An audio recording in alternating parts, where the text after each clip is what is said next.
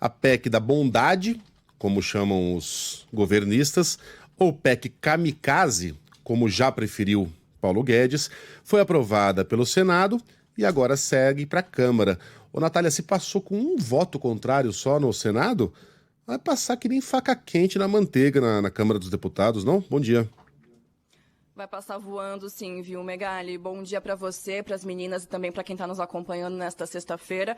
Já tem, inclusive, movimentação por parte do presidente da Câmara, Arthur Lira, articulando essa votação o quanto antes. Eu digo o quanto antes porque agora, na metade de julho, o Congresso Nacional entra em recesso, volta só em agosto. Então, eles têm cerca aí de 2 semanas para aprovar essa matéria em 2 turnos. E a gente sabe que quando tem vontade do parlamentar, eles votam esses 2 turnos aí, como a gente acompanhou, que nem ontem no Senado, um turno atrás do outro. Não precisa dividir aí em 2 sessões, como a gente já acompanhou em outras votações de PEC. Você falou do único voto contrário de ontem, voto contrário do senador José Serra. Ele veio falando, até mesmo antes da sessão começar, através das redes sociais, que essa medida extrapolava todas as regras fiscais, que era uma medida eleitoreira, e nos 2 turnos ele foi esse único voto contrário. Inclusive, a própria oposição votou a favor dessa medida, com críticas, claro, mas dizendo que iriam votar a favor dessa medida, dizendo que quem tem fome tem pressa. E é claro que a gente não ia acompanhar aí senadores em ano eleitoral, há 3 meses das eleições, votando contrariamente a uma proposta que traz justamente benefícios, amplia benefícios para a população brasileira, como, por exemplo, o Auxílio Brasil. A grande questão é que agora isso vai para a Câmara, a expectativa é de que tenhamos, caso aprovado esse texto também pelos deputados, um aumento dos gastos dos cofres públicos da União de cerca de 41 bilhões de reais, crédito extraordinário fora do teto de gastos até dezembro deste ano. E vale a gente ressaltar essa questão de dezembro deste ano. Esse valor, além desse valor de 41 bi em crédito extraordinário, todas as medidas propostas também, se aprovadas, vão ter essa vigência até dezembro. A gente destaca o Auxílio Brasil, subindo aí dos atuais 400 para 600 reais, a criação de um voucher caminhoneiro no valor de R$1.000, também o Vale Gás dos atuais 50, 53 reais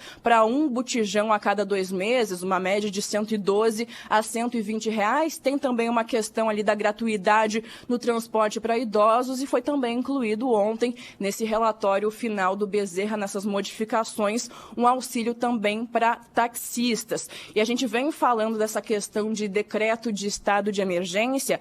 Vale a gente ressaltar que o governo federal, ele acabou tirando esse decreto, revogando esse decreto de estado de emergência, o último que a gente teve aqui no país, há cerca de 1 mês, que foi o da Covid-19. E a oposição bateu em cima disso, dizendo que isso daria um cheque em branco para o governo federal, para o presidente Jair Bolsonaro, essa questão de poder decretar um estado de emergência quando bem quisesse. A oposição tentou, através de uma emenda, ali, tirar essa questão do estado de emergência, mas não conseguiu as 27 assinaturas para isso.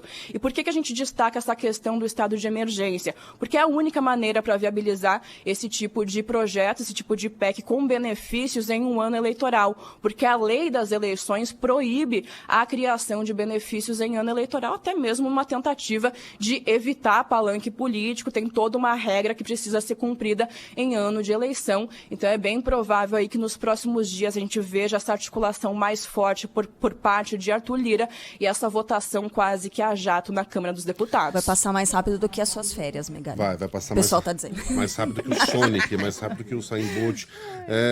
A gente não é muito de ficar elogiando político aqui, porque político não tem nada que ser elogiado na imprensa, para isso eles têm assessoria de imprensa. Jornalismo tem que ser de oposição sempre.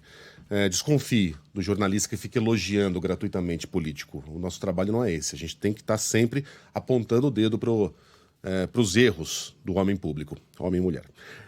Vou abrir uma exceção aqui, pelas circunstâncias, para o Serra, porque o Serra foi o único senador que demonstrou alguma fibra moral na votação de ontem. Votou contra, não só a maioria, votou contra a unanimidade. Ele foi o único voto contrário e não se escondeu atrás do voto. Alguém pode dizer, ele fez porque ele não é candidato, como destacou o tio Rei mais cedo, não é candidato ao Senado, ele vai se candidatar a uma vaga na Câmara dos Deputados. Ora, se for essa questão, a decisão dele de votar contra o pacote também poderia atrapalhar a eleição dele para a Câmara dos Deputados. Se ele estivesse pensando unicamente na própria carreira política, votaria a favor, seria muito mais confortável. Mas ele, não satisfeito em votar contra, foi às redes sociais e explicou por que o fez, né? Enquanto a oposição votou a favor, com medo de ser taxada de inimiga de um programa social.